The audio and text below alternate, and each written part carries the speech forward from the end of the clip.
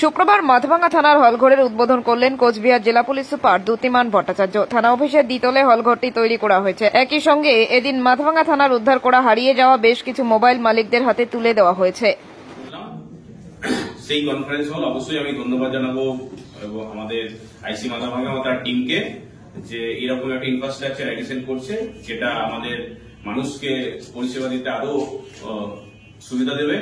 এবং এটা একটা আমাদের প্রোগ্রাম আছে যেখানে হচ্ছে আপনাদেরকে আমরা যে আপনাদের হারিয়ে যাওয়া বা চুরি হয়ে যাওয়া মোবাইল সেটা আমরা যে রিকভার করেছি, আমাদের পুলিশ টিম নিরলস পরিশ্রম করে এগুলোকে রিকভার করেছে। তো আপনাদেরকে এটাই বলবো যে পুলিশ শুধুমাত্র আমরা যে ক্রাইম আইন শৃঙ্খলার দিকে আছে তা নয়, আমরা বিভিন্ন সামাজিক মূলক কাজকর্ম করে আসছি।